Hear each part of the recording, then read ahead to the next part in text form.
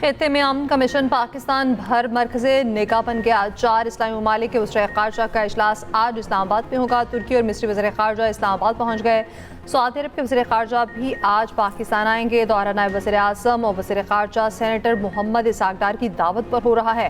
तर्जमान दफ्तर ख़ारजा की तस्दीक, कहा 2 रोज़ा दौरे में मुअज़्ज़िज़ मेहमान वज़ीर आज़म से मुलाकात करेंगे। खित्ते में कशीदगी कम करने की कोशिशें सर फहरिस्त होंगी। पाकिस्तान सऊदी अरब, तुर्की और मिस्र के साथ बरादराना ताल्लुकात को इंतहाई अहमियत देता है। दौरा मुख्तलिफ शोबों में ताल्लुक और अहम हम आहंगी को मज़ीद मजबूत बनाने के मौक़े फराहम करेगा।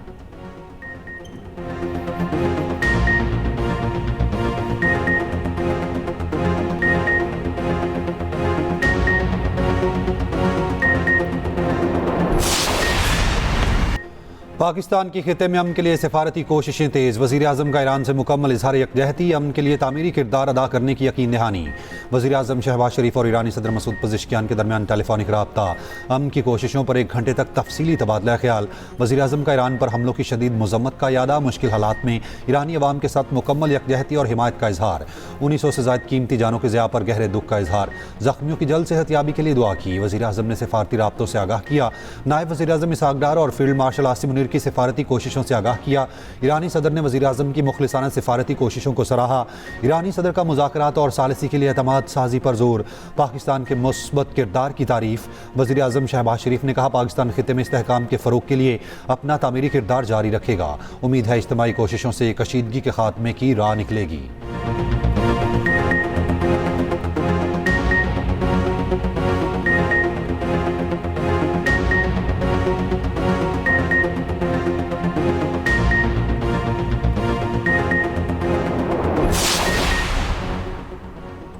मशरिक़ वस्ता के लिए अमेरिका के नुमाइंदा ख़ुसूसी स्टीव विटकॉफ का कहना है कि अमेरिका पुरुम्मीद है, ईरान के साथ इस हफ्ते मुज़ाकरात शुरू हो सकते हैं। आपना और से बहरी जहाज़ों को गुजरना एक मुस्बत इशारा है। अमेरिकी सदर ट्रंप ईरान से अमन मुआहिदा चाहते हैं।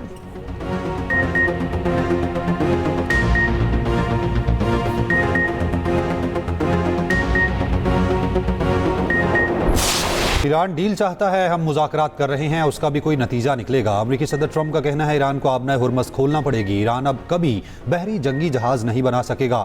हम ईरान रजीम के खतरे को ख़त्म कर रहे हैं। मियामी में तकरीब से खिताब करते हुए ट्रंप ने कहा, ईरान के पास एटम बॉम्ब होता तो वो इसराइल के खिलाफ इस्तेमाल कर सकता था। ईरान एटम बॉम्ब मशरिक़ वस्ता में इस्तेमाल कर चुका होता।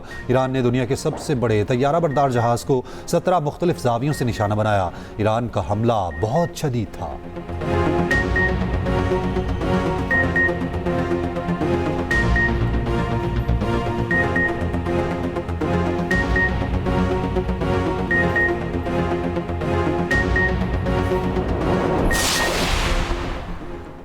अमरीकी साथी डोनाल्ड ट्रंप का सऊदी वली अहद के लिए नासेबा अल्फाज का इस्तेमाल। मियामी में खिताब में कहा, मोहम्मद बिन सलमान को मालूम नहीं था कि उन्हें मेरी चापलूसी करना पड़ेगी।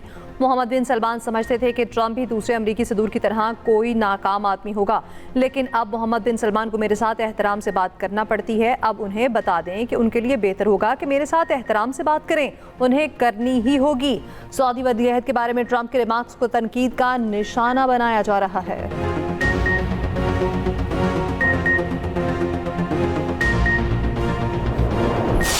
ट्रंप की पॉलिसीज़ के खिलाफ अमेरिका भर में नो किंग्स मुजाहिरों का आगाज़। लाखों अमरीकियों की मुल्क भर में मुजाहिरों में शिरकत।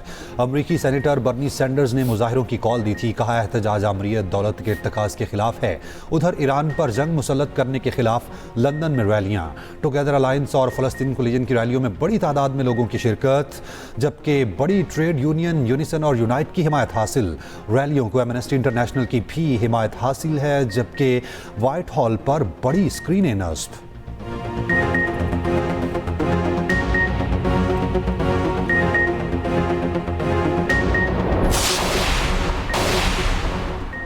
इसराइल ट्रंप के ईरान की तनसीबात पर हमला ना करने के ऐलान को भी खातिर में ना लाया। ईरान की जौहरी तनसीबात समेत तेहरान में साइंस एंड टेक्नोलॉजी यूनिवर्सिटी को निशाना बनाया।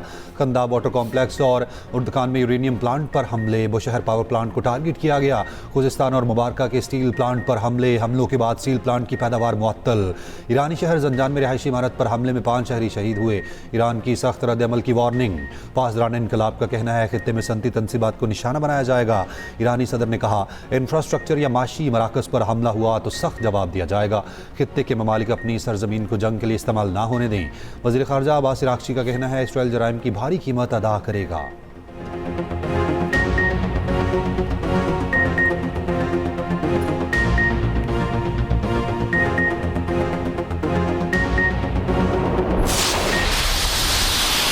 ईरान का इसराइल और अमेरिका के खिलाफ हमलों की 50वीं लहर का आगाज। ईरानी पासरान इनकलाब का सूबा फारस में अमेरिका की जंगी तैयारे F-16 को निशाना बनाने का दावा।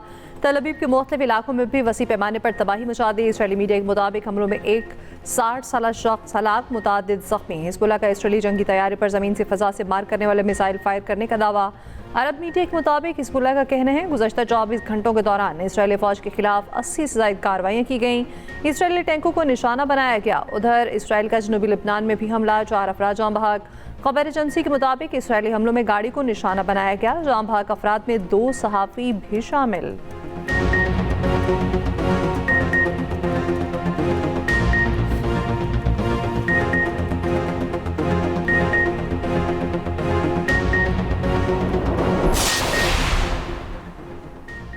ईरान के खलीजी ममालिक में अमरीकी अहदाफ पर भी हमले। यूए ने ईरान से दागे गए मिसाइल और ड्रोन हमलों को नाकाम बनाया। अरब मीडिया के मुताबिक मिसाइल का मलबा गिरने से अबूधाबी में मुख्तलिफ मकामात पर आग लग गई। मलबा गिरने से एक पाकिस्तानी समेत 6 अफराद जख्मी हुए। कुवैत इंटरनेशनल एयरपोर्ट पर मुतादिद ड्रोन हमले। कुवैती हुकाम के मुताबिक हमले में अहम बुनियादी ढांचे को नुकसान पहुंचा, जानी नुकसान नहीं हुआ। ईरान का सऊदी प्रिंस सुल्तान एयरबेस पर मिसाइल हमला। अमरीकी हुकाम की सऊदी अरब में फौजी अड्डे पर हमले में 12 अमरीकी फौजी जख्मी होने की तस्दीक। तर्जुमान खातिमुल अंबिया हेडक्वार्टर्स का कहना है कि सऊदी अरब में अमरीकी फौजी अड्डे अल-खुर्ज एयरबेस को निशाना बनाया। हमले में एक रिफ्यूलिंग तैयारा तबाह हो गया। 3 तैयारों को शदीद नुकसान पहुंचा। इराक के अरबिल एयरपोर्ट के करीब धमाके की आवाज़ें सुनी गईं। मजनून ऑयल फील्ड में ड्रोन गिरकर तबाह हुआ। ईरानी सदर का कहना है कि खित्ते के ममालिक अपनी सरजमीन ईरान के दुश्मनों को इस्तेमाल ना करने दें। तरक्की और सलामती के लिए ये ज़रूरी है। तर्जुमान पासरान इनकलाब का कहना है मशरिक़ वस्ता अमरीकी फ़ौजियों के लिए कब्रिस्तान बन सकता है। ईरानी हमलों में 500 से ज़ायद अमरीकी फ़ौजी हलाक या ज़ख्मी हुए। अमरीकी सेंटकॉम की ईरान की जानिब से अपने फ़ौजियों को निशाना बनाने की तरदीद।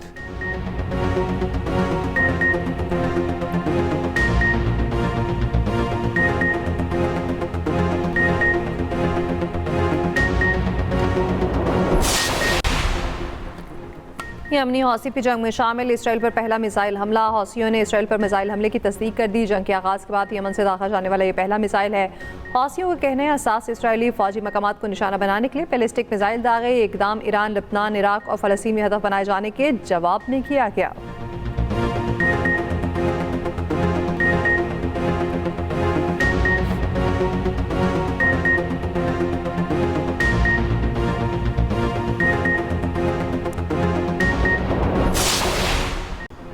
अमरीकी बहरी बेड़ा USS जॉर्ज H.W. बुश मशरिक़ वस्ता रवाना। अमरीकी तैयारा बरदार बहरी बेड़ा 80 से ज़ायद तैयारे ले जा सकता है।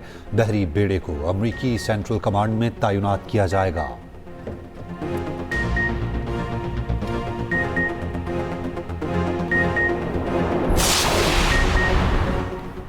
तेल की कीमतों में इजाफा आर्जी है। जंग खत्म होते ही कम हो जाएंगी। अमरीकी नायब सदर JD वेंस का कहना है ईरान के साथ जंग कुछ अरसा जारी रखेंगे। हमारा मकसद ईरान को तवील मुद्दत के लिए कमज़ोर करना है। अमरीका ने ज़्यादातर फौजी अहदाफ हासिल कर लिए हैं।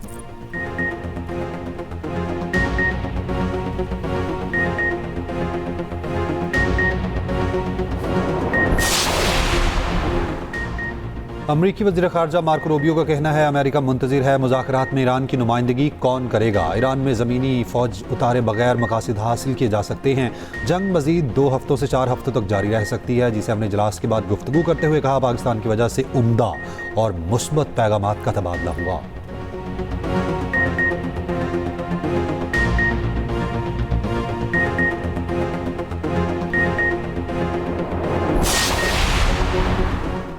ट्रंप को जंग में शामिल करवाने पर JD वेंस ने नेतन्याहू को झाड़ पिला दी। अमरीकी नायब सदर का इसराइली वज़ीर-ए-आज़म नेतन्याहू को फ़ोन। बरतानवी मीडिया के मुताबिक इसराइली वज़ीर-ए-आज़म ने ईरान जंग को बहुत आसान बताया था। उधर ईरान जंग पर इसराइली वज़ीर-ए-आज़म नेतन्याहू और मोसाद के सरबराह में इख्तिलाफ़ात। ईरानी मीडिया ने दावा किया मोसाद के सरबराह 1 हफ्ते से मीटिंग में शिरकत नहीं कर रहे।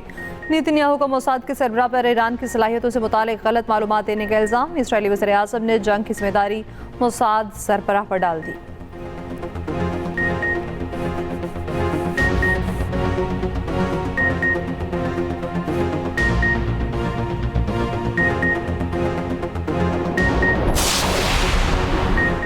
यूक्रेन यूक्रेन और कतर के दरमियान दिफाई ताउन के मुआहदे पर दस्तखत, मिसाइलों ड्रोन सिस्टम का मुकाबला करने के हवाले से माहिराना महारतों का तबादला शामिल। यूक्रेनी सदर ज़ेलेंस्की के दोहा पहुंचने पर शानदार इस्तकबाल किया गया। यूक्रेनी ड्रोन गिराने के 201 माहिरीन खलीज में तैनात कर चुका।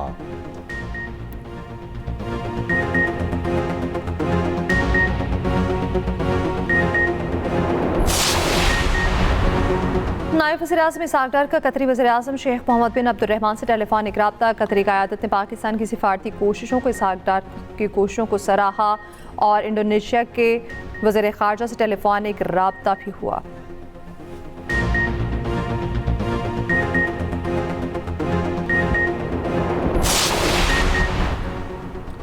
IMF और पाकिस्तान के दरमियान स्टाफ लेवल मुआहिदा तय पा गया। पाकिस्तान की तौसीही फंड सहूलियात के तहत $1 अरब मिलेंगे। RSF के तहत $21 करोड़ की किस्त तक रसाई हासिल होगी। इलामिया के मुताबिक रकम IMF बोर्ड की मंजूरी के बाद जारी होगी। IMF का पाकिस्तान से टैक्स नेट बढ़ाने, अखराजात कंट्रोल करने और सब्सिडी में कमी पर जोर।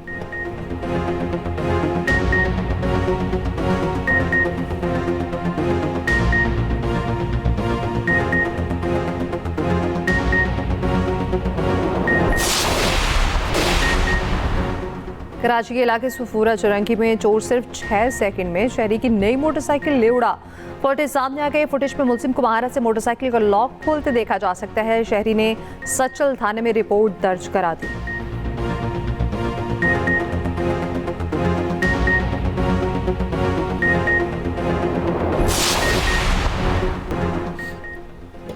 पाकिस्तान की ईरान को चावल, समंदरी खुराक समेत मुतादिद अशिया की बरामद की इजाज़त। ज़मीनी रास्ते से ईरान अज़रबैजान को इजाज़त दी गई। वज़ीर तिजारत जाम कमाल का कहना है वस्ती एशियाई ममालिक को भी इजाज़त दी गई है।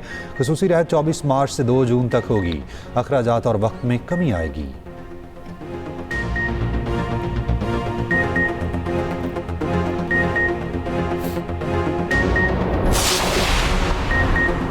भारत में पेट्रोल का बहरान शिद्दत इख्तियार कर गया। पेट्रोल पंप्स पर लंबी लाइन है। भारतीय शहरी पेट्रोल भरवाने के लिए लंबी कतारों में खड़े होने पर मजबूर।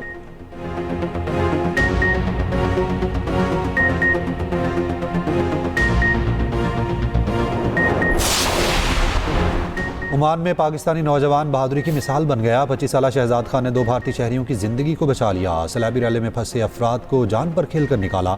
शहजाद खान की जुर्रत और इंसानी दोस्ती को सराहा जा रहा है।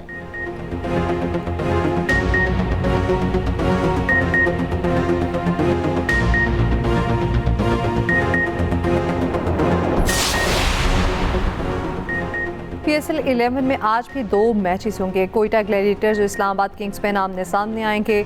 दोनों टीमें इवेंट पे एक मैच हार चुकी हैं। हैदराबाद के पास साइम अयूब और मानिस लबुशन अहम बैटर्स मौजूद। कोयटा के साउथ शकील और रायल रोसो नुमाया खिलाड़ी हैं। दूसरा मैच लाहौर कलंदर्स कराची किंग्स के दरमियान होगा। शाहीन आफरीदी और हारिस रऊफ कलंदर्स के अहम बॉलर्स हैं। पाक कराची के डेविड वार्नर और मोइन अली अच्छी फॉर्म में हैं।